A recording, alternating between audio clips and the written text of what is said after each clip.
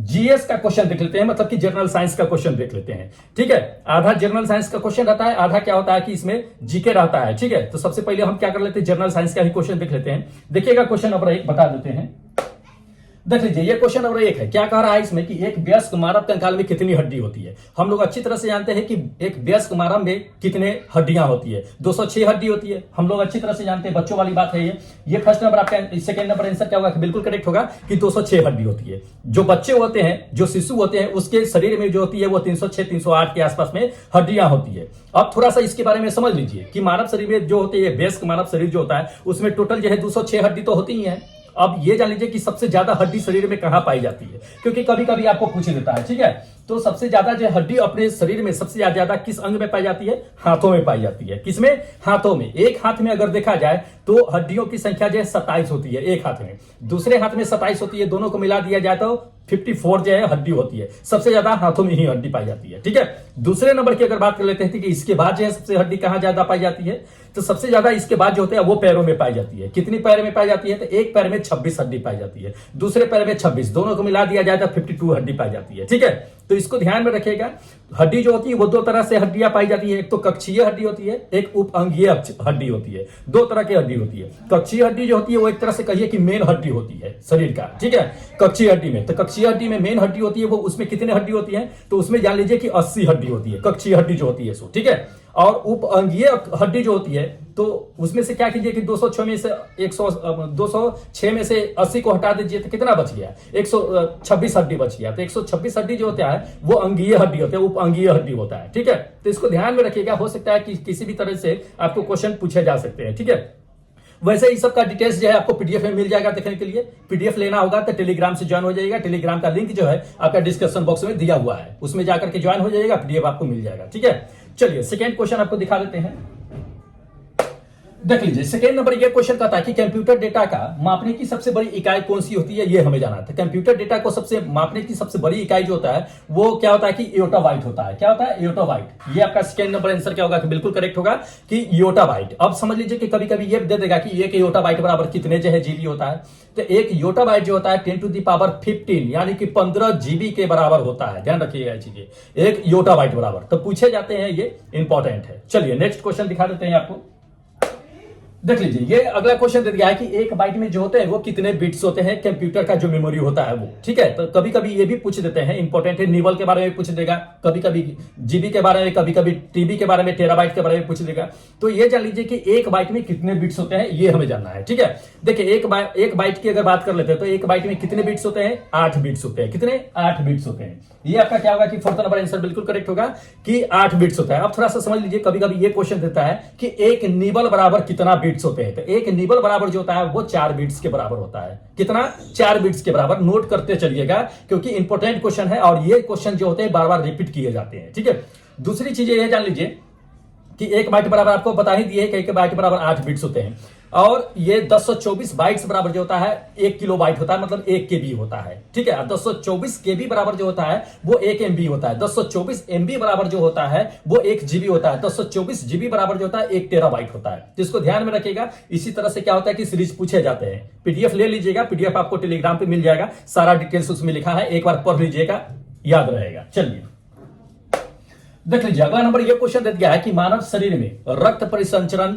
जो तंत्र होते हैं महाधमनी से कहां प्रवेश करती है ये हमें जानना है। ठीक है, कहां से प्रवेश करती है ये जानना है। महाधमनी में जो होती है सो रक्त परिसंचरण जो ब्लड सर्कुलेशन होता है वो महाधमनी में से मतलब कहां से प्रवेश करती है ये हमें जाना है।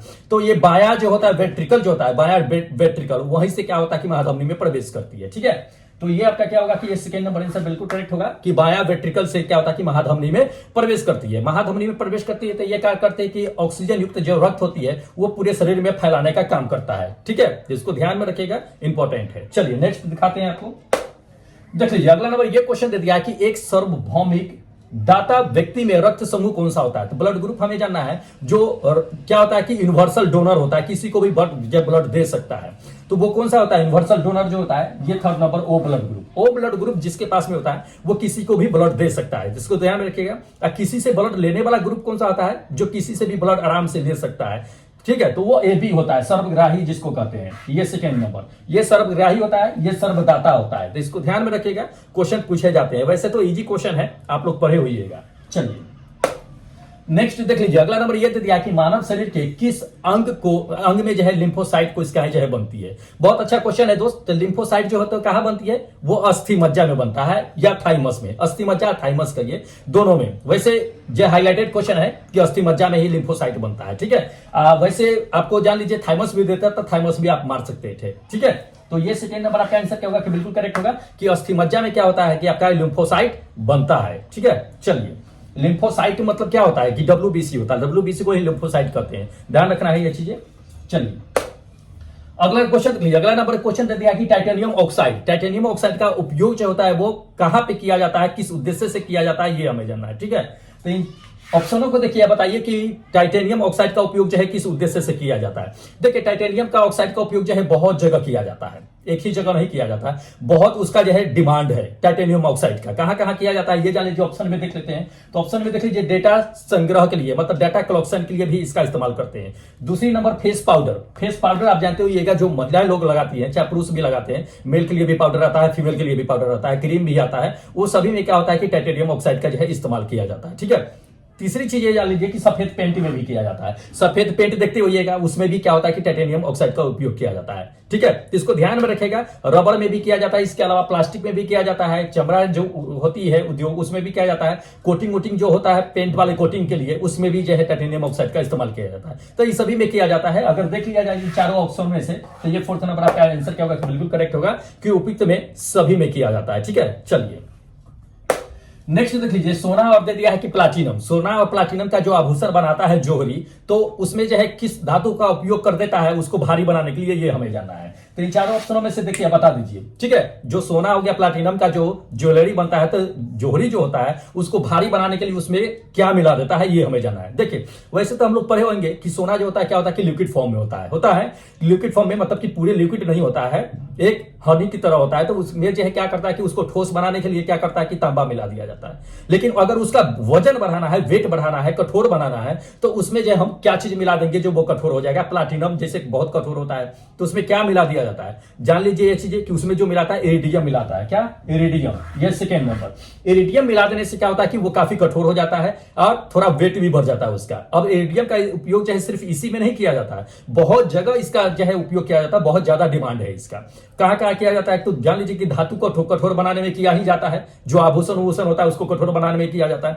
दूसरी ये चीजें जान लीजिए कि जो इंजेक्शन देता है निडल जो होता है उसको बनाने में भी उपयोग किया जाता है। तीसरी चीज ये है कि फ्यूज तार में भी कभी कभी जो है इरिडियम का इस्तेमाल जो है कर दिया जाता है। ठीक है, चौथी नंबर सर्जिकल पिन होता है, सर्जिकल पिन जानते होइएगा, उसमें भी ये इस्तेमाल किया जाता है। तो इरिडियम का जो है ये काम होता है कठोर बनाना, इंपॉर्टेंट है, पूछे जाते हैं। चलिए हाँ, अगला क्वेश्चन देख लीजिए। ये क्वेश्चन दे दिया है कि मान लीजिए कि जब भूकंप आता है, तो भूकंप आने के बाद जो है क्या होता है कि उसमें से धरती फटती है, तो उसमें से कौन सी गैस निकलती है हमें ये जानना है। ठीक है, तो हम लोग जो है जनरली ये चीजें पढ़े हुए हैं कि जब भी कोई भूकंप आती है, तो भूकंप आने के बाद जो है अर्थक्वेक आती है, जो धरती फटती है, उसमें से क्या होता है कि गैस निकलती है, वो मीथेन गैस होती है। कौन सी, मीथेन गैस। लेकिन आपको ऑप्शन में मीथेन गैस नहीं देखने के लिए मिलेगा। कौन सा गैस होती है, तो मीथेन के साथ साथ जो होती है रेडॉन गैस भी निकलती है। कौन सा, रेडॉन गैस भी निकलती है। ये फोर्थ नंबर आपका आंसर क्या होगा, बिल्कुल करेक्ट होगा कि रेडॉन गैस। रेडॉन गैस जो होती है, जान लीजिए कभी कभी ये क्वेश्चन पूछ देता है कि निम्नलिखित में से कौन सी गैस जो है वो वायुमंडल में नहीं पाई जाती है, तो रेडॉन गैस नहीं पाई जाती है, ऑप्शन में ये दे देता है, इसको टिक मार सकते हैं। ठीक है, तो इंपॉर्टेंट है, ध्यान में रखना है। चलिए नेक्स्ट क्वेश्चन दिखा देते हैं आपको, देख लीजिए। अगला नंबर ये क्वेश्चन दे दिया कि निम्नलिखित में से संगमरमर है, तो इसमें से संगमरमर का सूत्र बता दीजिए कि कौन सा है, कौन नहीं है। ठीक है, तो हम लोग अच्छी तरह से जानते हैं कि संगमरमर का सूत्र क्या होता है, कैल्शियम कार्बोनेट होता है, CaCO3 होता है। ठीक है, तो ये फर्स्ट नंबर आपका आंसर क्या होगा कि बिल्कुल करेक्ट होगा, कैल्शियम कार्बोनेट। कैल्शियम कार्बोनेट को दोस्त जो है संगमरमर कहते हैं। संगमरमर क्या होता है, एक कायांतरिक जो है सेल होता है, एक तरह से कह सकते हैं कायांतरिक सेल, जो चूना पत्थर से जो है उसका निर्माण होता है। ठीक है, इसका जो है यूज जो होता है क्या होता है, तो दोस्त इसका यूज जो होता है वो देखते हुए संगमरमर का यूज है क्या होता है कि जो घरों में जो है संगमरमर लगाते हैं, वो उसमें भी यूज होता है। एक तो जो स्टेचू बनता है, मूर्ति बनता है, उसमें भी इसका इस्तेमाल किया जाता है। सफेद रंग का होता है, गुलाबी रंग का होता है, ये होता है। ठीक है, चलिए अगला नंबर देख लीजिए। अगला नंबर ये क्वेश्चन आपको दे दिया है कि हम लिफ्ट में अपेक्षाकृत जो है अधिक भार महसूस करते हैं, वो कब करते हैं। लिफ्ट कब, किस सिचुएशन में करते हैं, जाने देखिए जब आप लिफ्ट में जाइएगा, लिफ्ट में बैठिएगा, लिफ्ट जैसे ही ऊपर जाना शुरू करेगा वैसे ही अपने आप को आप जो है जितना भार रहता है उससे ज्यादा भार जो है आप महसूस कीजिएगा। ऐसा लगेगा कि नहीं अगर हम 50 kg के तो नहीं हमारा भार जो है बढ़ रहा है जब लिफ्ट ऊपर जाती है तो। ठीक है, दो तरह से क्वेश्चन पूछे जाते हैं, इसको ध्यान में रखिएगा। पहला क्वेश्चन तो यह दे दिया है कि अपेक्षाकृत भार हम अधिक कब महसूस करते हैं लिफ्ट में, तो जब लिफ्ट ऊपर जाती है तब हम अपने आप को क्या करते हैं कि अधिक भार महसूस करते हैं। दूसरी चीज है अपने आप से कम भार महसूस कब करते हैं, तो जब लिफ्ट नीचे आती है तब अपने आप से कम महसूस करते हैं। ठीक है, भार कभी कभी ये क्वेश्चन पूछ देता है कि मान लीजिए कि लिफ्ट की डोरी टूट गई तो आपके आपका जो वजन है उसमें क्या महसूस करेंगे आप, तो लिफ्ट की डोरी टूट गई तो वो क्या होगा कि फ्री फॉल होगा, वो स्वतंत्र रूप से नीचे गिरना शुरू करेगा। उस समय आप अपना वेट जो है क्या कीजिएगा कि भारहीनता महसूस कीजिएगा, वेटलेस महसूस कीजिएगा, ऐसा लगेगा कि मेरा वेट है ही नहीं, पूरा जीरो है।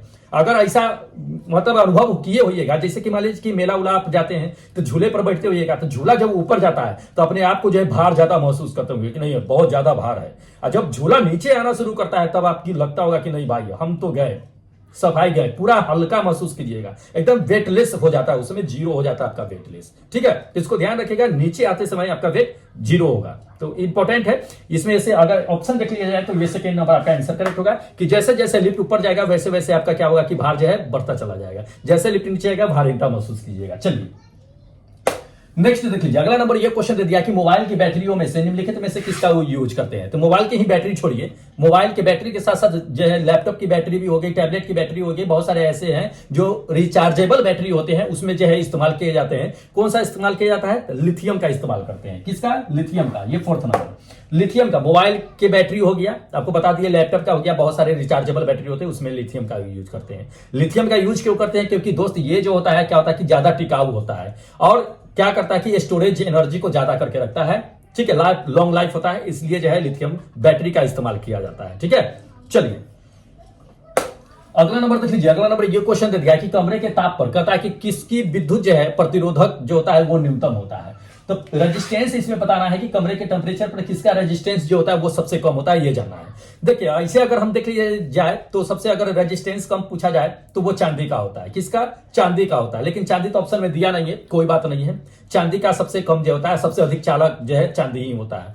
ठीक है, तो ऑप्शन के अकॉर्डिंग अगर देख लिया जाए तो ऑप्शन के अकॉर्डिंग ये सेकंड नंबर आपका आंसर करेक्ट होगा, तांबा। तांबा क्या क्या होता है कि प्रतिरोध जो है इन चारों ऑप्शनों के अकॉर्डिंग सबसे कम प्रतिरोध इसमें होता है और सबसे अधिक कंडक्टिविटी यानी चालकता जो होता है इसी में होता है, तो इसको ध्यान में रखिएगा, सेकेंड नंबर आपका आंसर करेक्ट होगा। चलिए अगला नंबर देख लीजिए, अगला नंबर ये क्वेश्चन दे दिया कि चुंबकीय क्षेत्र का मात्रक क्या होता है। दोस्त चुंबकीय क्षेत्र का जो मात्रक होता है वो वेबर प्रति मीटर स्क्वायर होता है। कितना, वेबर प्रति मीटर स्क्वायर कहिए या उसको टेस्ला कहिए, ये होता है। ठीक है, ये सेकंड नंबर आपका आंसर करेक्ट होगा कि वेबर प्रति मीटर स्क्वायर या टेस्ला, ये करेक्ट आंसर है। ठीक है, चलिए अगला नंबर देख लीजिए दोस्त, अगला नंबर ये क्वेश्चन दे दिया कि 49 पर मानव के शरीर में आरबीसी में क्या परिवर्तन होता है। जैसे 49 करने का क्या मतलब होता है कि जैसे जैसे आप जो है क्या कीजिएगा कि ऊंचाई पे जाते जाइएगा, बढ़ते जाइएगा, ऊंचाई पर जाइएगा, जैसे जैसे आप ऊपर जाइएगा वैसे वैसे आपके हीमोग्लोबिन में क्या परिवर्तन होता जाएगा। जान लीजिए कि आपके आरबीसी जो होता है, आरबीसी में क्या होता है कि बढ़ोतरी होना शुरू हो जाता है। जैसे जैसे आप ऊपर जाइएगा वैसे वैसे आरबीसी में क्या होता है कि बढ़ोतरी होना शुरू हो जाता है। क्यों होता है जान लीजिए, ये थर्ड नंबर आंसर करेक्ट है। क्यों होता है, क्योंकि ऊपर जैसे जैसे आप जाइएगा वैसे वैसे क्या होता है कि ऑक्सीजन की मात्रा कमती चली जाती है, और जितना ऑक्सीजन की मात्रा कमेगी उतना जो है आपके आरबीसी में क्या होता है कि बढ़ोतरी होती चली जाती है। ठीक है, तो इसको ध्यान में रखिएगा, इंपॉर्टेंट क्वेश्चन है। चलिए नेक्स्ट दिखा देते हैं आपको, देख लीजिए अगला नंबर ये क्वेश्चन दे दिया है कि दूध से मक्खन निकालने पर क्या होता है। इसमें से ऑप्शन में से बता देना है कि दूध से अगर मक्खन निकालते हैं तो दूध में क्या फर्क पड़ेगा, ये हमें जानना है। ठीक है, कभी कभी ये क्वेश्चन दे देता है कि दूध से मक्खन जो निकालते हैं वो किस प्रक्रिया के तहत निकालते हैं। ठीक है, तो वो सेंट्रीफ्यूगल फोर्स होता है, अपकेंद्र बल के द्वारा जो है क्या होता है कि दूध से मक्खन निकाल ली जाती है। पूछ देता है ये क्वेश्चन, तो ध्यान में रखना है। अपकेंद्र बल से क्या होता है कि अपकेंद्र बल में काम करता है जिसके दूध से जो है मक्खन निकलता है। अगर मक्खन निकल जाने के बाद दूध में क्या होता है, दूध के डेंसिटी में, दूध के घनत्व में क्या प्रभाव पड़ेगा, हमें यह जानना है। ठीक है, तो इन चारों में से क्या बता दीजिए। देखिए जैसे ही आप क्या कीजिएगा ना कि दूध से मक्खन निकालिएगा वैसे दूध का डेंसिटी जो होता है वो बढ़ जाता है। क्या होता है, बढ़ जाएगा, डेंसिटी बढ़ जाएगा। ये फर्स्ट नंबर, दूध का डेंसिटी बढ़ जाएगा, मक्खन जो होता है उसका डेंसिटी कम जाता है। तो जिसका डेंसिटी घनत्व कमेगा वो ऊपर तैरना शुरू करेगा, जिसका घनत्व ज्यादा रहेगा वो नीचे रहेगा। ठीक है, तो दूध का पानी क्या होता है कि नीचे रहता है, मक्खन क्या होता है ऊपर तैरता रहता है। तो जो ऊपर तैरेगा उसका घनत्व कम होगा। जैसे कि आकाश में बादल तैरता है तो क्यों तैरता है, उसका घनत्व कम है, सीधी सी बात है।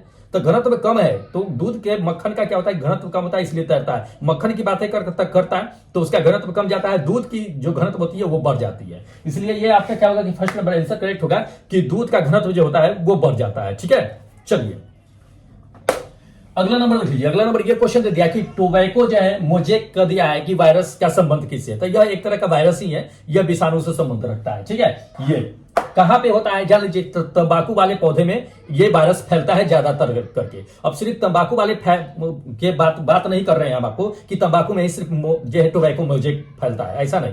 जैसे कि मिर्च हो गया, बैगन का पेरूर हो गया, ठीक है, तो इस सभी में क्या होता है ना कि ये टोबैको मोजेक जो है वायरस फैलता है। इससे फैलने से क्या होता है थोड़ा सा ये जान लीजिए कि ये सबसे ज्यादा क्या करता है कि पत्तियों को इफेक्ट करता है। जैसे तंबाकू के पत्ता हो गया तो उसको पत्तों को सबसे ज्यादा इफेक्ट करता है। इफेक्ट करने से क्या होता है तो उसमें जो क्लोरोप्लास्ट होता है, क्लोरोफिल जो होता है उसको पूरी तरह से नष्ट कर देता है ये वायरस जो होता है सो। ठीक है, और जब क्लोरोफिल या क्लोरोप्लास्ट नष्ट हो जाता है तब उसका कलर क्या होता है, डिस्कलर हो जाता है, तब वो हरा नहीं रहेगा, तब इसको क्या करता है कि पीला कलर हो जाता है या व्हाइट कलर का हो जाता है। ठीक है, इसको ध्यान में रखिएगा, पूछे जाते हैं ये सवाल, इंपॉर्टेंट है। चलिए नेक्स्ट क्वेश्चन आपको दिखा देते हैं, देखिएगा। देखिए क्रिस्टल की संरचना है, क्रिस्टल की संरचना जानने के लिए हम इसमें से किसका उपयोग करते हैं ये हमें जानना है। जैसे क्रिस्टल होता है उसकी संरचना पर अगर स्टडी करना है तो स्टडी करने के लिए इसमें से किस रे का यूज करेंगे हमें यह जानना है। देखिए इसमें जो करते हैं एक्सरे का करते हैं, किसका करते हैं, एक्सरे रे का यूज करते हैं। ये सेकंड नंबर आपका आंसर करेक्ट होगा कि एक्सरे रे जो होता है इसका यूज होता है जो भी ठोस वस्तुएं होती है उसकी संरचना किस तरह की है नहीं है उसकी स्टडी करने के लिए इस एक्सरे का यूज किया जाता है। ठीक है, अब जान लीजिए ये चीजें कि एक्सरे का आखिर यूज ही हम क्यों करते हैं। इसलिए करते हैं कि इसका वेवलेंथ जो होता है, तरंगदैर्घ्य जो होता है वो जान लीजिए कि 0.01 नैनोमीटर से लेकर के 10 नैनोमीटर के आसपास में होती है। अब फ्रीक्वेंसी जो होती है इसकी दोस्त वो 30 पी हर्ज से लेकर के 30 ई जेड हर्ज तक के होती है, ई हर्ज तक की होती है, 30 ई हर्ज कहते हैं। ऐसा फ्रीक्वेंसी जो होता है किसी अन्य जो है वेवलेंथ में आपको देखने के लिए नहीं मिलेगा, अन्य रेज में नहीं मिलेगा। इसलिए जो है ये रेज का उपयोग जो है आपको क्या होता है कि जो ठोस क्रिस्टलीय वस्तु होती है उसकी संरचना के पर जो है उसकी संरचना की स्टडी करने के लिए यूज किया जाता है। ठीक है, तो इसको ध्यान में रखिएगा, इंपॉर्टेंट क्वेश्चन है। चलिए नेक्स्ट क्वेश्चन आपको दिखा देते हैं, देख लीजिए। अगला नंबर ये क्वेश्चन दे दिया है कि यह यंत्र जो क्या करता है कि यांत्रिक ऊर्जा को विद्युत ऊर्जा में बदलने का काम करता है, इसमें से कौन सा है। तो जो मैकेनिकल को क्या करता है कि इलेक्ट्रिकल में कन्वर्ट करता है वो कौन सा है। तो दोस्त इसमें से करेक्ट आंसर जो होगा ये डायनमो होगा। डायनमो क्या करता है कि मैकेनिकल को इलेक्ट्रिकल में कन्वर्ट करने का काम करता है। ठीक है, जैसे कि अगर आप पुराने समय में चले जाइएगा तो पुराने समय देखते हुए कि साइकिल में क्या होता था कि जो डायनमो लगता था, डायनमो से कनेक्ट जो होता था बल्ब होता था आगे साइकिल में। जब साइकिल चलती थी, पहिया चलती थी तो डायनमो उससे कनेक्ट होता था, उससे क्या होता था कि वो नचना शुरू करता था। नचने से क्या होता था कि अंदर जो है वो मैग्नेटिक फील्ड उत्पन्न करता था, मैग्नेटिक फील्ड उत्पन्न होने से क्या होता है कि इलेक्ट्रिसिटी उत्पन्न होती थी और वो जो है बल्ब को जलाता था। तो चक्का जो नचा वो क्या हुआ कि मैकेनिकल चीजें हो गई, मैकेनिकल से ये क्या किया कन्वर्ट करके इलेक्ट्रिकल में दे दिया। तो ये डायनमो क्या करता है कि यांत्रिक ऊर्जा को विद्युत ऊर्जा में कन्वर्ट करने का काम करता है। ठीक है, इसको ध्यान में रखिएगा, पूछा जाता है ये क्वेश्चन। चलिए नेक्स्ट क्वेश्चन आपको दिखा देते हैं। देखिए निम्नलिखित में से कथा कौन जो है सुमेलित नहीं है, मतलब मिलान किया हुआ है वो बिल्कुल सही नहीं है, ये हमें जानना है। ठीक है, तो इन चारों ऑप्शनों को देखिए, बताइए कि इसमें से चारों में से कौन जो है वो सही मिलान नहीं किया गया है। चलिए ऑप्शन देख लेते हैं एक बार। ऑप्शन नंबर देख लीजिए, ऑप्शन नंबर पहले दे दिया आपको क्या कि 1 किलोमीटर बराबर जो होता है वो 10 टू द पावर जो है 3 मीटर के बराबर, 10 टू द पावर 3 कहने का मतलब क्या 1000 मीटर। तो ये तो सही है कि 1000 मीटर बराबर 1 किलोमीटर होता है, ये बिल्कुल सही है। दूसरा नंबर देख लीजिए, दूसरा नंबर आपको दे दिया है, क्या दे दिया है कि दोस्त दे दिया गीगामीटर। 1 गीगामीटर बराबर कहता है कि 10 टू द पावर जो है 9 मीटर, ये भी सही है। फिर तीसरा नंबर आपको दे दिया है कि 1 मेगामीटर बराबर जो है 10 टू द पावर जो है 6 मीटर दिया, ये भी सही है। ठीक है, चौथा आपको गलत होगा। चौथा नंबर दे दिया है आपको कि 1 माइक्रोमीटर बराबर जो है 10 टू द पावर -3 मीटर है, ये गलत है। 1 माइक्रोमीटर बराबर जो है 10 टू द पावर -3 मीटर नहीं होता है, 10 टू द पावर -6 मीटर होता है। कितना, 10 टू द पावर -6 जो होता है वो माइक्रो में जाता है। और ये जो 3 दे दिया -3 ये किसका होता है, मिली का होता है, मिलीमीटर का होता है। 1 मिलीमीटर बराबर 10 टू द पावर -3 मीटर होता है। तो इसको ध्यान में रखिएगा, ये करेक्ट आंसर होगा अकॉर्डिंग टू क्वेश्चन। ठीक है, चलिए अगला क्वेश्चन आपको दिखा देते हैं। अच्छा चलिए दोस्त, जो है जीएस का क्वेश्चन जो है इतना ही था, 20 क्वेश्चन था जीएस का। अब जीके का क्वेश्चन जो है यहां से क्या होगा कि शुरू होगा। तो जीके वाला क्वेश्चन जो है बने रहिएगा अंत तक कि आपको बताते हैं और ये भी बताएंगे कि दोस्त आप टेस्ट कहां से दे सकते हैं। ठीक है, क्योंकि टेस्ट देना जरूरी है, टेस्ट दीजिएगा तभी आपका स्पीड जो है जान लीजिए चीजें कि एग्जाम में बनेगा, नहीं तो फिर जो है आप पीछे रह जाइएगा, इसलिए जरूरी है। चलिए आपको दिखा देते हैं कि जीके के कितने क्वेश्चन है। जीके के भी 20 क्वेश्चन है, 20 जो है साइंस के थे, 20 जो है आपके जो है जीके के क्वेश्चन है। टोटल मिलाकर के 40 क्वेश्चन आपको प्रोवाइड कराते हैं, जो काफी इंपॉर्टेंट होता है एग्जाम के लिए। चलिए दिखा देते हैं क्वेश्चन आपको, देख लीजिए। अगला नंबर ये क्वेश्चन आपको दे दिया कि सर्वोच्च न्यायालय के प्रथम महिला बताना है कि न्यायाधीश कौन थी। सर्वोच्च न्यायालय के यानी कि सुप्रीम कोर्ट के जो पहला न्यायाधीश महिला में कौन थी, ये हमें जाना है। तो एम फातिमा बीबी थी। कौन थी? एम फातिमा बीबी। ध्यान रखिएगा, ये थर्ड नंबर आपका आंसर करेक्ट होगा कि एम फातिमा बीबी जो थी वो सुप्रीम कोर्ट के पहले जजमेंट थी महिला में। ठीक है, वो कब बनी थी ये थोड़ा सा जान लीजिए। तो दोस्त ये जान लीजिए कि 1889 ईस्वी में, 89 में। ठीक है, 1989 ईस्वी में कहिए, 1989 में उन्होंने क्या किया था कि पहले जो है सुप्रीम कोर्ट के न्यायाधीश बने थी। रिटायरमेंट उनका कब हुआ था? तो दोस्त ये 1992 में 3 साल के बाद जो है उनकी रिटायरमेंट हो गई थी। ये जान लीजिए कि ये रिटायरमेंट होने के बाद जो है ये तमिलनाडु के 11वें जो है राज्यपाल भी बनी थी। तो इसको ध्यान में रखिएगा, इंपॉर्टेंट है, पूछे जाता है ये सवाल। चलिए अगला नंबर देख लीजिए। अगला नंबर ये क्वेश्चन दे दिया कि भारत में डाक व्यवस्था जो शुरू हुई थी वो किस ब्रिटिश गवर्नर जनरल ने करवाया था, ये हमें जानना है। ठीक है, डाक व्यवस्था। तो देखिए डाक व्यवस्था की बातें कर लेते हैं। तो ब्रिटिश गवर्नर जनरल के समय में कौन करवाया था? तो लॉर्ड डलहौजी। किसने? लॉर्ड डलहौजी। ये फर्स्ट नंबर आपका आंसर करेक्ट होगा कि लॉर्ड डलहौजी के शासनकाल में ही क्या हुआ था कि British governor general Lord Dalhousie थे, ये डाक सेवा शुरुआत कराए थे। ठीक है, कब इन्होंने शुरुआत कराया था? तो 1 अप्रैल 1854 में इन्होंने क्या किया था कि डाक सेवा शुरुआत कराई थी, जिस समय प्रथम जो है रेल की शुरुआत हुई थी। रेल भी 1854 में शुरुआत हो गई थी। उसी समय इन्होंने क्या किया था कि डाक सेवा शुरुआत किया था। इससे पहले भी डाक सेवा थी, लेकिन उसमें किसने शुरुआत कराया था? वारेन हेस्टिंग साहब ने 1774 ईस्वी में। ठीक है, 1774 ईस्वी में वारेन हेस्टिंग साहब ने 1774 ईस्वी में डाक सेवा शुरुआत की थी। उस समय जो डाक सेवा थी उसका नाम जो है कंपनी मेल थी। उस समय जो डाक जो मतलब भेजा जाता था उसमें क्या भेजा जाता था? पत्र भेजा जाता था, पार्सल भेजा जाता था। तो 1774 ईस्वी में रेल का निर्माण नहीं हुआ था। उस समय जो डाक सेवा जाती थी, पत्र या पार्सल जो जाती थी वो कैसे जाती थी? तो वो तो या तो बैलगाड़ी से जाती थी, या घोड़ों से जाती थी, या तो आदमी उसे खुद लेकर के जाता था। ठीक है, जब रेल का निर्माण हुआ तब जो है रेल से जाना शुरू हो गया था। ठीक है, तो वैसे अकॉर्डिंग टू क्वेश्चन ये आपका करेक्ट आंसर होगा। लॉर्ड डलहौजी के शासनकाल में डाक सेवा शुरुआत होती, उस समय कंपनी मेल उनके समय में था। ठीक है, चलिए अगला नंबर देख लीजिए। अगला नंबर ये दे दिया कि विश्व जल दिवस जो है कब मनाई जाती है। बहुत अच्छा क्वेश्चन है, कई बार जो है पूछे भी जा चुके हैं। विश्व जल दिवस की अगर बात कर लेते हैं तो ये 22 मार्च को मनाई जाती है। ये फोर्थ नंबर आपका आंसर करेक्ट होगा। विश्व जल दिवस 22 मार्च को कब शुरू की गई थी इसकी? ये जान लीजिए कि 1993 ईस्वी में शुरू की गई थी और तब से लेकर के अभी तक के जो है कंटिन्यू चल रही है कि जल दिवस जो है 22 मार्च को मनाई जाती है। अब कौन से जल दिवस की बातें कर रही है? पृथ्वी पर जो मौजूद है उस जल की बातें कर रहे हैं, या खारे पानी या मीठे पानी की? तो दोस्तों मीठे पानी के रूप में जो है इसे अमेरिका ने शुरू किया था 1993 ईस्वी में। ये विश्व जल दिवस तब से अभी तक के जो है क्या हो रहा है कि विश्व जल दिवस 22 मार्च को मनाया जा रहा है। ठीक है, चलिए अगला नंबर देख लीजिए। अगला नंबर यह दे दिया कि महात्मा गांधी जो थे असहयोग आंदोलन के दौरान, कहते हैं कि महात्मा गांधी असहयोग आंदोलन शुरू किए थे, उस समय जो है वकालत किसने जो है छोड़ दी थी, ये हमें जानना है। ठीक है, देखिए महात्मा गांधी जिस समय असहयोग आंदोलन शुरू किए थे उस समय की अगर बातें कर लेते हैं तो ऐसे बहुत सारे लोग थे जो अपना वकालत छोड़ दिए थे। ठीक है, अगर ऑप्शन में चल लेते हैं तो ऑप्शन में बता देते हैं कि किसने जो है छोड़ा था। देखिए ऑप्शन में बता देते हैं, ऑप्शन में ये पहले नंबर आंसर करेक्ट होगा क्या? मोतीलाल नेहरू जो जब पंडित जवाहरलाल नेहरू जी के क्या थे कि फादर थे, इन्होंने ही क्या किया था कि वकालत छोड़ दिया था जब महात्मा गांधी असहयोग आंदोलन शुरू किए थे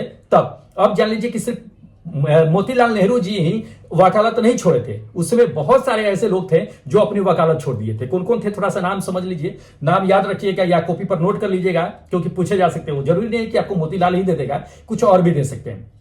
पहला नंबर जान लीजिए कि चित्तरंजन दास, उस समय जो है उन्होंने भी अपनी वकालत छोड़ दी थी। दूसरी चीज ये जान लीजिए कि राजेंद्र प्रसाद, उन्होंने भी अपनी जो है वकालत छोड़ दी थी। आसफ अली, उन्होंने भी अपनी वकालत छोड़ दी थी। चौथा जो है सरदार वल्लभ भाई पटेल, उन्होंने भी अपनी जो है क्या किया था कि वकालत छोड़ दी थी। CR दास, चित्तरंजन दास तो बता ही दिए, उन्होंने भी क्या किया था कि वकालत छोड़ दी थी। और सबसे मेनली कि महात्मा गांधी के जो गुरु थे श्री राजगोपालचारी, उन्होंने भी अपनी वकालत छोड़ दी थी। अगर देख लिया जाए तो उस समय सारे के सारे लोग जो है वकालत ही करते थे। ठीक है, तो ये सभी लोगों ने क्या किया था कि उस समय जो है अपनी वकालत छोड़ दिए थे असहयोग आंदोलन के दौरान। ठीक है, चलिए अगला नंबर देख लीजिए। अगला नंबर यह दे दिया कि मेरे पास खून, पसीना और आंसू के अतिरिक्त देने के लिए कुछ भी नहीं है, ये किसने कहा था? ठीक है, काफी इंपॉर्टेंट क्वेश्चन है, स्टेटमेंट भी है। देखिए ये जो कहा था, ये कहा था चर्चिल ने। किसने? चर्चिल ने, वेस्टर्न चर्चिल जिसको कहते हैं। ये आपका क्या होगा कि थर्ड नंबर आंसर करेक्ट होगा कि वेस्टर्न चर्चिल ने ही कहा था कि मेरे पास खून पसीना और आंसू देने के अलावा मेरे पास कुछ भी नहीं है। कब कहा था, क्यों कहा था? क्योंकि उस समय क्या था कि युद्धकालीन का समय चल रहा था। तो युद्धकालीन के दौरान उन्होंने क्या किया था कि भाषण दिया था। अब भाषण में ही ये चीजें उन्होंने कही थी। ठीक है, इसको ध्यान में रखिएगा, पूछे जाते हैं ये क्वेश्चन। चलिए अगला नंबर देख लीजिए। अगला नंबर ये दे दिया कि भारत में राष्ट्रपति जो होते हैं वो अपना त्यागपत्र जो होते हैं वो किसे जो है पेश करते हैं, ये जाना है। तो जान लीजिए कि भारत में राष्ट्रपति अगर मान लीजिए कि अपना रेजिग्नेशन अगर देना होता है तो रेजिग्नेशन किसे देते हैं? तो देख लीजिए ये रेजिग्नेशन जो देते हैं ये उपराष्ट्रपति को देते हैं। किसे देते हैं? उपराष्ट्रपति को। ध्यान रखना है। ये आपका क्या होगा कि ये पहला नंबर आंसर करेक्ट होगा कि भारत के राष्ट्रपति अपना रेजिग्नेशन जो होते हैं वो उपराष्ट्रपति को देते हैं। अगर मान लीजिए कि उपराष्ट्रपति न हो तो फिर जाकर के किसे देंगे? क्या पीएम को देंगे? तो नहीं, ये क्या करते हैं कि सुप्रीम कोर्ट के जो मुख्य न्यायाधीश जो होते हैं उन्हें जाकर के रेजिग्नेशन देते हैं, राष्ट्रपति जो होते हैं सो। ठीक है, जिसको ध्यान रखिएगा। अगर उपराष्ट्रपति रेजिग्नेशन देना हो तो किसे देंगे? ये राष्ट्रपति को देंगे। एक दूसरे को क्या करते हैं कि रेजिग्नेशन देते हैं। अगर राष्ट्रपति ना हो तो उसी तरह से जो है मुख्य न्यायाधीश के जो न्यायाधीश होते हैं सुप्रीम कोर्ट के, तो उसके मुख्य न्यायाधीश को जो है ये अपना रेजिग्नेशन देते हैं। अब थोड़ा सा ये जान लीजिए कि मान लीजिए कि अगर किसी राष्ट्रपति को पद से हटाना हो तो पद से कैसे हटा देंगे? ठीक है, तो वो क्या होता है कि महाअभियोग लगा करके राष्ट्रपति को पद से हटा दिया जाता है। ठीक है, अगर राष्ट्रपति हट गए हैं तो उसको जो है उस पद को कितने दिनों के अंदर में भरनी पड़ती है, कितने महीनों के अंदर भरी जाती है, ये भी क्वेश्चन पूछे जाते हैं। तो 6 महीने तक की वो पद रिक्त हो सकती है। 6 महीने के अंदर ही क्या किया जाता है कि राष्ट्रपति नया चुन करके जो है पद स्थापित कर दिया जाता है। ठीक है, तो इंपॉर्टेंट है, पूछे जाते हैं, ध्यान में रखना है। चलिए अगला नंबर देख लीजिए। अगला नंबर ये दे दिया कि भारतीय संविधान के अनुसार देश का प्रथम नागरिक कौन होता है? तो देश का प्रथम नागरिक जो होता है वो कौन होते हैं कि राष्ट्रपति होते हैं। कौन होते हैं? राष्ट्रपति। ध्यान रखिएगा, ये सेकेंड नंबर। देश के प्रथम नागरिक का यही होते हैं। दूसरी चीज ये पूछ दिया जाता है कि जैसे मान लीजिए राष्ट्रपति है ना, तो राष्ट्रपति ये जान लीजिए कि तीनों सेना के मुख्य जो है अध्यक्ष भी होते हैं, मतलब तीनों सेना का प्रमुख होता है। जैसे कि थल सेना, जल सेना, वायु सेना, ये तीनों का जो है क्या होता है कि मेन जो है सेना, मुख्य रूप से सेना का ये वो मेन जो होते हैं इसको। ठीक है, इंपॉर्टेंट है, पूछे जाते हैं ये। चलिए अगला नंबर देख लीजिए। अगला नंबर ये क्वेश्चन दे दिया कि निम्नलिखित में से कौन जो है मिश्रित देश में अर्थव्यवस्था है? तो इन चारों में से देख लीजिए, बता दीजिए कि मिश्रित अर्थव्यवस्था जो है वो किस देश में है। ठीक है, देखिए ऑप्शन के अकॉर्डिंग अगर चले तो ऑप्शन के अकॉर्डिंग जो है आपको ये भारत में क्या है कि मिश्रित अर्थव्यवस्था है। ठीक है, मिक्स इकोनॉमिक जो होता है ये भारत में है। अब भारत में ही सिर्फ नहीं है, पूरे अगर वर्ल्ड की अगर बातें कर लेते हैं तो सिर्फ भारत में आपको मिश्रित अर्थव्यवस्था देखने के लिए नहीं मिलेगा। इसके अलावा बहुत सारे ऐसे कंट्री हैं जिसमें मिश्रित अर्थव्यवस्था चलती है। आखिर वो कौन कौन से है? चलिए 2-4 के नाम जो है टॉप लिस्ट में है, उसको हम आपको बता देते हैं। पहली नंबर तो ये भारत है, दूसरी नंबर जान लीजिए कि अमेरिका है, तीसरी नंबर जो है फ्रांस है, चौथा नंबर ग्रेट ब्रिटेन है। ऐसे बहुत सारे देश हैं, लेकिन 4-5 के नाम बता दिए आपको, इसको याद रखिएगा क्योंकि पूछे जाते हैं। ठीक है, चलिए नेक्स्ट क्वेश्चन आपको दिखा देते हैं। देख लीजिए अगला नंबर ये क्वेश्चन दे दिया है कि किस अर्थव्यवस्था में क्या होता है किसी जो है दे दिया है कि किसी अर्थव्यवस्था में दे दिया कि मुद्रा के मूल्य और जो है कीमत के स्तर में के बीच जो है एक संबंध बताना है कि क्या संबंध होता है। बहुत अच्छा क्वेश्चन है दोस्त। किसी भी अर्थव्यवस्था में मुद्रा के मूल्य और कीमत स्तर के बीच जो संबंध होता है वो व्युत्क्रम का संबंध होता है, मतलब उल्टा का संबंध होता है। उल्टा कहने का क्या मतलब होता है? अगर मान लीजिए कि ये जो है मूल्य कहते हैं मुद्रा की कीमत, मुद्रा का मूल्य जो है अगर बढ़ जाता है तो कीमत स्तर घट जाएगा। मुद्रा का अगर जो है मूल्य घट जाएगा तो वो कीमत की स्तर बढ़ जाएगा। तो देश को ध्यान रखिएगा, एक दूसरे के क्या होता है कि व्युत्क्रम होता है, उल्टा होता है। ठीक है, ये करेक्ट आंसर होगा कि प्रतिलोम मतलब ये उल्टा होता है, व्युत्क्रम होता है। ठीक है, चलिए नेक्स्ट क्वेश्चन आपको दिखा देते हैं, देखिएगा। देख लीजिए अगला नंबर ये क्वेश्चन दे दिया कि हरित क्रांति के जो प्रतिपादक कौन थे ये हमें जानना है। ठीक है, देखिए हम लोग अच्छी तरह से जानते हैं हरित क्रांति के प्रतिपादक कौन थे, ये हमें जानना है। प्रतिपादक कौन थे, वहां शुरुआत किसने किया था, आगे किसने बढ़ाया था, ये भी जान लीजिए। तो हरित क्रांति के प्रतिपादक की अगर बात कर लेते हैं तो ये नॉर्मन बोरलॉग साहब थे। कौन? नॉर्मन बोरलॉग साहब। ध्यान रखिएगा, ये थर्ड नंबर आंसर बिल्कुल करेक्ट होगा। और ये जो आप देख रहे हैं ये सेकेंड नंबर क्या वर्गीज कुरियन, ये वर्गीज कुरियन जो साहब थे ये श्वेत क्रांति के थे। इसको ध्यान में रखिएगा, जनक माने जाते हैं। श्वेत क्रांति के जनक पूछ लेता है कभी कभी, तो वर्गीज कुरियन थे। अब थोड़ा सा ये समझ लीजिए कि आपको हम बता दिए हैं तो ये अच्छा चलिए ये तो इंपॉर्टेंट है, इतना पता ही दिए। चलिए नेक्स्ट क्वेश्चन आपको दिखाते हैं। हाँ देख लीजिए अगला नंबर ये क्वेश्चन दे दिया है कि with you all the way जो होता है बैंक, किस बैंक का ये विज्ञापन है, ये पंक्ति हमें जानना है। ठीक है, देखिए ये जो है स्टेट बैंक ऑफ इंडिया का पंक्ति है। किसका? स्टेट बैंक ऑफ इंडिया का, ये एसबीआई का। ये सेकेंड नंबर आपका आंसर क्या होगा कि बिल्कुल करेक्ट होगा स्टेट बैंक का। चलिए नेक्स्ट क्वेश्चन दिखाते हैं। देखिए शीतकालीन में फसल जो ऋतु शीतकालीन जो अभी चल रहा है, जैसे ठंडी का मौसम चल रहा है, तो इस समय जो फसल होती है वो भारत में किस नाम से जानी जाती है, ये हमें जानना है। तो इन चारों में से देख लीजिए, आप बता दीजिए कि शीतकालीन फसल जो ऋतु को भारत में किस नाम से जानते हैं, हमें यह जानना है। देखिए उसको जो जानते हैं दोस्त, रबी फसल के नाम से जानते हैं। किस फसल से? रबी फसल से। ये आपका क्या होगा कि फर्स्ट नंबर आंसर करेक्ट होगा कि अभी ठंडी के समय में जो आपकी फसल उगाई जाती है खेतों में, उसको रबी फसल के नाम से जानते हैं। रबी फसल में कौन कौन से आ जाते हैं, जैसे कि गेहूं अभी बोई गई है, तो गेहूं के साथ साथ क्या क्या बोई जाती है, वो सभी जो है रबी फसल में आ जाती है। आप अगर देखिएगा तो अभी चना भी मिल जाएगा, मटर भी मिल जाएगा, सरसों भी मिल जाएगा, जौ भी मिल जाएगा, बहुत सारे दालें हैं वो मिल जाएगा, सूरजमुखी मिल जाएंगे। ये सभी क्या होता है कि रबी फसल के अंतर्गत में आती है।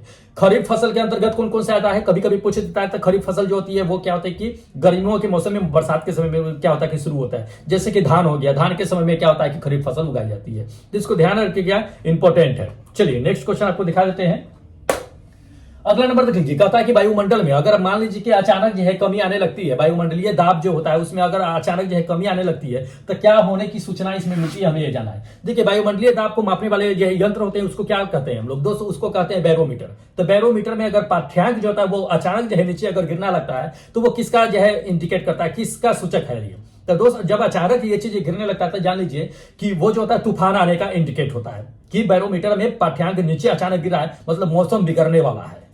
अपनी कुर्सी की पेटी बांध लो, मौसम बिगड़ने वाला है, मतलब कि आंधी तूफान की क्या होता है कि संकेत आना शुरू हो जाता है। जैसे जैसे उसका पाठ्यांक ऊपर जाने लगता है वैसे वैसे मौसम क्या होता है कि साफ होने का संकेत होने लगता है। तो इसको ध्यान रखिएगा, पूछे जाते हैं। बैरोमीटर वायु दाब को मापने वाला एक यंत्र होता है, ठीक है।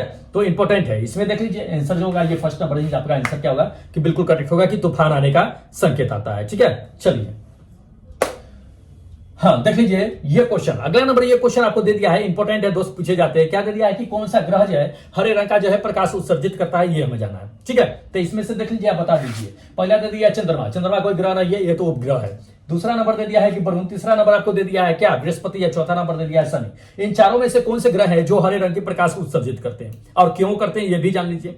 देखिए आपको करेक्ट आंसर बताते हैं कि वरुण, वरुण ये सेकंड नंबर आपका आंसर क्या होगा कि बिल्कुल करेक्ट होगा वरुण। वरुण को दोस्त क्या कहते हैं हम लोग, यूरेनस के ग्रह के नाम से जानते हैं। तो यूरेनस कहिए या वरुण कहिए, ठीक है। ये क्या करता है ना कि हरे रंग का प्रकाश ये उत्सर्जित करता है। अब क्यों करता है थोड़ा सा ये जान लीजिए। ये वरुण है, ये यूरेनस है, ये हरे रंग का प्रकाश क्यों उत्सर्जित करता है, क्योंकि दोस्त जान लीजिए कि इसमें जो होता है ये क्या होता है कि मीथेन गैस की मात्रा सबसे अधिक होती है। मीथेन गैस की वजह से क्या करता है कि हरे रंग की प्रकाश को उत्सर्जित करता है, ठीक है। अब ये जान लीजिए कि ये यूरेनस जो होता है इसके घूमने की जो होती है, ये घूमता जो है ये बिल्कुल उल्टा घूमता है। जैसे पृथ्वी है उत्तर से दक्षिण की ओर मूव करती है, तो इसमें धरती पर क्या होता है कि सूरज जो है आपको क्या होता है कि पूरब से पश्चिम दिखाई देती है। लेकिन अगर यहां पे चले जाइएगा यूरेनस पे, तो यूरेनस की रोटेशन जो होती है ये अपोजिट होती है, पृथ्वी का अपोजिट होती है। ये उल्टा मूव करता है, ये दक्षिण से उत्तर की ओर मूव करता है। यहां पे जो आपको सूरज दिखने के लिए मिलेगा दोस्त, ये पश्चिम में उगता हुआ सूरज आपको दिखेगा। सिर्फ इसी ग्रह की बातें नहीं कर रहे हैं, इस ग्रह की बातें नहीं कर रहे हैं, इसकी भी बातें कर रहे हैं। किसकी दोस्त? शुक्र ग्रह की। शुक्र ग्रह पे भी क्या होता है कि आपको जान लीजिए कि सूरज जो होता है वो पश्चिम से उगता है, क्योंकि इसका भी रोटेशन अपोजिट होता है, ठीक है। तो ऐसे दो ग्रह है जिसका रोटेशन क्या होता है कि अपोजिट होता है। ये दोनों ग्रह पे सूरज जो होता है वो पश्चिम से उगते हैं, ठीक है। तो इसको ध्यान में रखना है, इंपॉर्टेंट है, पूछे जाते हैं। वैसे शुक्र ग्रह को भोर का तारा भी कहा जाता है, पता है ना, तो इंपॉर्टेंट है, सब ध्यान में रखना है। चलिए नेक्स्ट क्वेश्चन आपको देख लीजिए। नेक्स्ट क्वेश्चन दे दिया है कि विधवा पुनर्विवाह कानून कब आया था, हमें यह जानना है। देखिए इंपॉर्टेंट है, विधवा पुनर्विवाह। विधवा पुनर्विवाह करने का क्या मतलब है कि पहले के समय में मान लीजिए कि किसी का पति अगर डेथ कर जाते थे, तो क्या होता था कि वो महिला जो थी वो आजीवन तक जो है शादी नहीं करती थी, ठीक है। आजीवन तक शादी नहीं करती थी, जो एक कानून के तहत ये क्या था कि गलत था कि नहीं चलो ठीक है, अगर उसके पति अगर डेथ कर गए, अगर महिला की इच्छा है तो उसकी शादी कराई जा सकती है, दूसरी शादी। तो उसी के तहत यह क्या हुआ था कि एक कानून आया था। वो कानून कब आया था विधवा पुनर्विवाह का, ये हमें जानना है। देखिए विधवा पुनर्विवाह की अगर बात कर लेते हैं तो ये 1856 में आया था। कब आया था? 1856 में। ये आपका सेकेंड नंबर आंसर करेक्ट होगा। अब ये जान लीजिए कि विधवा पुनर्विवाह का जो है ये कानून जो आया था कब पारित हुआ था? 1856 ईस्वी में हुआ था। ये ईस्ट इंडिया कंपनी के शासनकाल में ही आया था, ठीक है। तो ये चीजें है, इंपॉर्टेंट है, पूछे जाते हैं। किसने लाया था ये जान लीजिए, क्योंकि कभी कभी पूछ देता है कि विधवा पुनर्विवाह का जो है क्या है कि कानून जो है किसने लाया था। तो ये जो पारित किया था ये किया था लॉर्ड कैनिंग साहब ने। किसने? लॉर्ड कैनिंग साहब ने क्या किया था कि इस कानून को जो है पारित किया था। तब से लेकर के भारत में अभी तक के जो है इसको लीगल माना जाता है, ठीक है। लेकिन सबसे पहले जो है जान लीजिए कि इसको इस नियम को जो है तैयार किसने किया था, लॉर्ड डलहौजी साहब ने, लेकिन उस समय जो है चला नहीं था। इसके बाद जो है आपका लॉर्ड कैनिंग साहब आए थे, उसको जो है पारित कर दिया कि नहीं चलो ठीक है, विधवा पुनर्विवाह होनी चाहिए। यह गलत है कि किसी को जो है शादी करने की इच्छा हो लेकिन उसको शादी ना हो, तो यह गलत है, ठीक है। देख लीजिए अगला नंबर ये क्वेश्चन दे दिया है कि गायत्री मंत्र की रचना जो है किसने की थी। दोस्त गायत्री मंत्र की रचना जो है किसने किया था, विश्वामित्र साहब ने। किसने, विश्वामित्र ने। ये आपका क्या होगा कि ये सेकंड नंबर आंसर बिल्कुल करेक्ट होगा कि विश्वामित्र ने क्या किया था कि गायत्री मंत्र की रचना की थी। अब ये चीज जान लीजिए कि गायत्री मंत्र कभी कभी पूछ लेता है कि गायत्री मंत्र का जो है वर्णन जो है किस वेद में आपको देखने के लिए मिलता है। तो ये ऋग वेद में आपको क्या है कि गायत्री मंत्र का जो है वर्णन आपको देखने के लिए मिलेगा, ठीक है। इसको ध्यान में रखिएगा, पूछे जाते हैं। चलिए अगला नंबर देख लीजिए। अगला नंबर ये क्वेश्चन दे दिया कि मौर्य काल के समय में शिक्षा का सबसे अधिक प्रसिद्ध केंद्र कहां था, ये हमें जानना है। देखिए मौर्य काल के समय में अगर शिक्षा का सबसे प्रसिद्ध केंद्र अगर देखा जाए तो वह तक्षशिला में था। कहा, तक्षशिला में। ये आपका सेकंड नंबर आंसर करेक्ट होगा, तक्षशिला। तक्षशिला कहां था उस समय में, थोड़ा सा ये जान लीजिए। तो पाकिस्तान जानते होइएगा, उसका राजधानी इस्लामाबाद से कुछ दूरी पर ही स्थित है। यहाँ पे ये सबसे पुराना शिक्षा केंद्र माना जाता है तक्षशिला जो है सो। यहाँ पे ये कि बौद्ध की शिक्षा दी जाती थी। बौद्ध की शिक्षा के साथ साथ जान लीजिए कि गणित की शिक्षा, विज्ञान की शिक्षा, ज्योतिष की शिक्षा का यहाँ पे अध्ययन कराया जाता था, ठीक है। अभी ये दुनिया का सबसे पुराना जो है विश्वविद्यालय भी माना जाता है, ठीक है। तो इसको ध्यान में रखना है। चलिए अगला नंबर देख लीजिए। अगला नंबर ये क्वेश्चन दे दिया कि मोनालिसा का जो है प्रसिद्ध जो है चित्र किसने बनाया था, ये हमें जानना है, ठीक है। मोनालिसा का जो है प्रसिद्ध चित्र किसने बनाया था, ये जान लीजिए। कभी कभी पूछ देता है तो लियोनार्डो दा विंसी ने बनाया था। किसने, लियोनार्डो दा विंसी। ये सेकंड नंबर आपका आंसर करेक्ट होगा। मोनालिसा का फोटो आप जानते होइएगा, इंपॉर्टेंट है, पूछे जाते हैं ये चीजें। चलिए अगला नंबर देख लीजिए। अगला नंबर ये क्वेश्चन दे दिया कि सर्वोच्च न्यायालय के न्यायाधीश की सेवानिवृत्ति की आयु कितनी होती है। मतलब सर्वोच्च न्यायालय यानी कि सुप्रीम कोर्ट के जज जो होते हैं सो उनकी रिटायरमेंट की जो है वो एज कितनी होती है, ये हमें जानना है। देखिए अगर देख लिया जाए तो सुप्रीम कोर्ट हो या चाहे हाई कोर्ट हो, ठीक है, उस सभी के जजों के क्यों आता है कि रिटायरमेंट की कोई एज लिमिट नहीं होती है। लेकिन एक जो है क्या है कि संविधान में एक अनुच्छेद है, उसी के तहत उनको क्या होता है कि रिटायरमेंट होती है। नहीं तो उसकी रिटायरमेंट जो है कोई एज फिक्स नहीं होती है कि उनकी रिटायरमेंट कब होगी। जान लीजिए तो सुप्रीम कोर्ट की भी बता देते हैं आपको और हाई कोर्ट की भी बता देते हैं कि जज की कितनी सेवानिवृत्ति मतलब कि रिटायरमेंट की एज होती है। अगर हम बात कर लेते हैं नीचे की हाई कोर्ट के अगर जज की बात कर लेते हैं तो ये 62 साल होती है। कितनी, 62 साल ये। लेकिन अगर हम बात कर लेते हैं सुप्रीम कोर्ट के जज की, तो सुप्रीम कोर्ट की जज की जो है ये क्या होती है कि रिटायरमेंट की जो एज होती है वो 65 होती है। ये फर्स्ट नंबर, ठीक है। 65 में उनको रिटायरमेंट मिल जाती है, वैसे कोई एज लिमिट नहीं होती है। ये किस अनुच्छेद के तहत जो है इसको रिटायरमेंट किया जाता है, कभी कभी पूछ देता है। तो 124 के 4 के तहत जो है क्या होता है कि अनुच्छेद आर्टिकल जो है 124 के 4 के अनुच्छेद के तहत क्या होता है कि इनका रिटायरमेंट होता है। नहीं तो इनकी रिटायरमेंट की कहीं भी जो है जिक्र नहीं है कि इनका रिटायरमेंट किया जाएगा इतने एज में, ठीक है। इसको ध्यान में रखिएगा। तो दोस्त इतने क्वेश्चन जो थे आपके क्या थे कि जीके के क्वेश्चन थे। तो 20 जीके के मैंने बता दिया, 20 जो है जीएस के बता दिए, 40 क्वेश्चन टोटल जो है टेस्ट में दिए गए थे। और इस टेस्ट में जितने भी लोगों ने पार्टिसिपेट किए हैं उन सभी का क्या करते हैं कि अब हम रैंक देखेंगे, मार्क्स देखेंगे किसने कितना नंबर लेकर के आया है। उससे पहले आपको बताते हैं कि दोस्त अगर आप भी एनटीपीसी या ग्रुप डी की तैयारी करना चाहते हैं तो आप भी टेस्ट में पार्टिसिपेट कर सकते हैं। कहां से पार्टिसिपेट करते हैं आपको दिखा देते हैं। इस एप्लीकेशन को डाउनलोड कर लीजिएगा ईआरसीबी सर के नाम से। दोस्त ये ईआरसीबी सर के नाम से ये प्ले स्टोर पे आपको क्या है कि अवेलेबल है ये एप्लीकेशन, ठीक है। इस एप्लीकेशन को क्या कीजिएगा कि डाउनलोड कर लीजिएगा। यहीं पे क्या होता है कि ग्रुप डी और एनटीपीसी का दोस्त टेस्ट चलाया जा रहा है और यहाँ पे आपको डिस्कशन देखने के लिए मिल रहा है, ठीक है। तो फटाफट जाइए, क्या कीजिए कि जाकर के इस एप्लीकेशन को डाउनलोड कीजिए, जाकर टेस्ट में पार्टिसिपेट कीजिए, क्योंकि आज भी 11वां नंबर टेस्ट जो है एक्टिव है। तो देर मत कीजिए, जाकर के टेस्ट दे दीजिए, ठीक है। अब चलिए कि क्या करता है कि जितने भी लोगों ने टेस्ट में पार्टिसिपेट किए हैं उनको हम एक एक करके सबका नाम ले लेते हैं कि कौन कितने नंबर पर लेकर के आए हैं, कौन जो है आज पहले नंबर पे है। देखिएगा, देख लीजिए, ये है आपका रैंक कार्ड है। आज जो नंबर 1 पे बने हुए हैं कौन है कि मुकेश साव साहब जो है ये नंबर 1 पे बने हुए हैं। कितने नंबर लेकर के आए हैं, 31.02 मार्क्स से लेकर के हैं 40 में। बहुत अच्छा है दोस्त। दूसरे नंबर की अगर बात कर लेते हैं तो अंकज कुमार है। तीसरे नंबर की अगर बात कर लेते हैं तो मृत्युंजय कुमार है जो तीसरे नंबर पे है। चौथे नंबर की अगर बात कर लेते हैं तो ये भगवान है। 5वें नंबर की अगर बात कर लेते हैं तो ये सचिन चंद्रवंशी है जो क्या है कि 5वें नंबर पे है। 6ठे नंबर की अगर बात कर लेते हैं दोस्त तो ये नीतीश कुमार साहब है जो 6ठे नंबर पे है। बहुत अच्छा है, इसी तरह से पार्टिसिपेट किया कीजिए।